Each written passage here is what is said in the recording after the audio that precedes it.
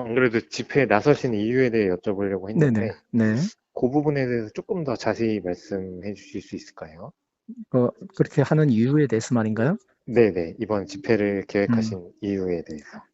일단은 이제 첫 번째는 제가 2014년도에 네, 2014년도에 정식으로 제가 재건을 했잖아요.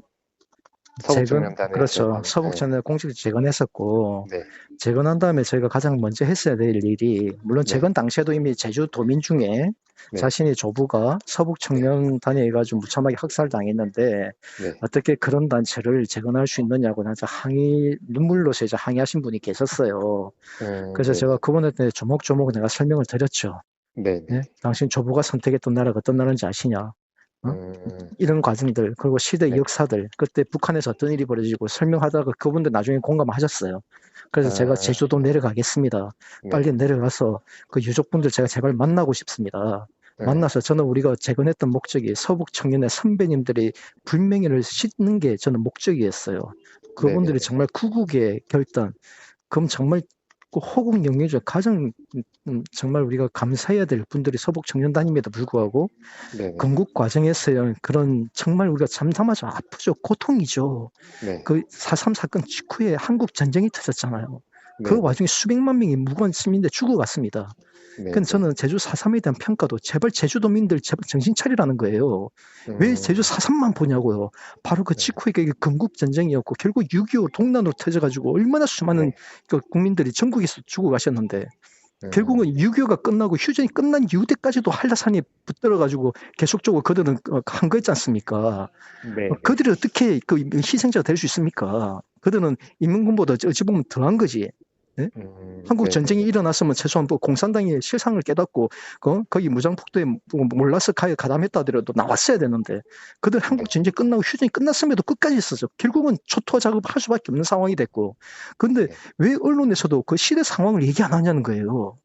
그 시대 음, 상황이 어떤 상황인지 탁 빼버리고 그냥 초토화 작업을 했다. 네? 네, 안 내려왔다는 이유만으로 탁 살해버렸다. 어떻게 그렇게 그 역사를 왜곡할 수 있습니까? 그래서 저희는 음, 그때에 이미 제주도에 정말 내려가겠다고 했는데 네, 사실은 뭐 여러 가지 뭐그 여건상 뭐 네, 자금 문제도 있고 그런 것 때문에 제가 못 갔었어요. 못 가다가 네네, 탄핵 정국이 터지고 그다음에 코로나도 터지고 그래도 계속 못 갔는데 결국 이번에 제가 약속을 지키려고 하는 겁니다. 아, 그분한테도 제가 그 반대 꼭 내려가겠다. 네, 그리고 그 이후에도 제가 거기 제주 그 네, 4.3 평화재단 있잖아요. 네네네, 거기도 홈페이지에도 내가 수차례 공식적으로 게시글을 썼고, 네, 면담 요청과 전화까지 했었습니다. 네? 네네, 서북천에 저는 서구교사대장이다. 네? 우리가 네, 이 단체 당신네 지금도 그 비난하고 있는데, 그럼 우리 당사자니까 이제 네, 만납시다. 그래서 그때 당시에 음, 외국인 기자였던 마이클인가 어쨌든 그 기자도 관심을 가졌었어요. 그래 네네, 제주에서도 이 역사적 화해 저도 그렇게 바랬기 때문에 그래서 네네, 그렇게 했는데 그분들이 거절을 했었어요. 아무 음, 회신도 없고 응답도 안 하고 그런데 네, 제주도에서는 많은 언론들이 지금 한라이브도 그런지 모르겠는데 많은 언론들이 저는 서북청년단 이름은 지금도 그 이후로 계속적으로 활동이 옵니다. 집회도 하고 기자회견도 하고 물론 또 네네, 다른 내용도 했지만 언론들은 관심을 안 가져요 지금. 근데 음, 제주도에서는 계속 네, 지금도 서북청년단으로 계속적 왜곡되게 보도를 하고 있고 계속 네네, 기사를 생산하고 있어. 그래서 내가 음, 좀 황당해가지고 댓글에다가 여러 차례 달았어요. 댓글에 네, 서울대 실명 공개하고 왜 네, 역사를 왜곡하냐. 그럼 나 인터뷰 요청한다. 기자들 응답을 안 해요. 음, 무시했습니다. 그러니까 무시 전략이었어요. 제주도에 있는 네, 언론 기자들도. 그래서 네네, 그래서 제가 최종적으로 결심한 게 그래 그러면 내가 내려가겠다. 네네, 직접 내려가야만이 당신들이 이제 그 서북 청년의 어떤 명예 회복 문제 그리고 역사에 대한 네, 평가에 재평가에 대해서 정말 관심을 가실 것인가 그런 음, 결단한다. 이번에 어쨌든 저도 사실 내년이면 10주년이에요. 네네네, 뭐 제가 이 말씀 제가 처음 드린 건데 네, 예? 내년이면 서북청년 재건한 지 10주년입니다. 그런데 아직까지 네네, 서북청년 조직이 제대로 재건을 못했습니다. 왜? 우파 진영에서도 서북청년단 역사를 제대로 몰라요. 네네, 제가 이걸 재건하는 과정에서 보면 내보고 왜 서북청년단은 종북 세력들 앞장서가 때려 제압하고 해야 되는데 네, 왜 그렇게 나요? 이런 정신 나간 소리들 해요.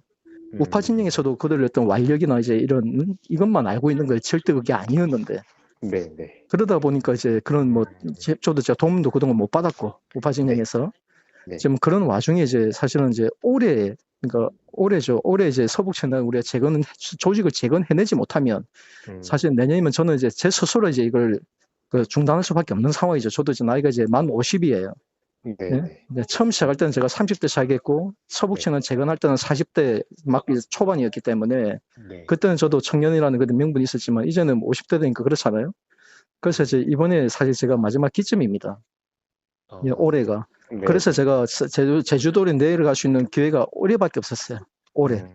물론 뭐 평일날 갈 수도 있겠지만, 평일날 갈 네네. 수도 있겠지만, 그 4.3 그 기념일을 선택할 수밖에 없었던 게 그때가 가장 집중도가 아무래도 높을 테니까.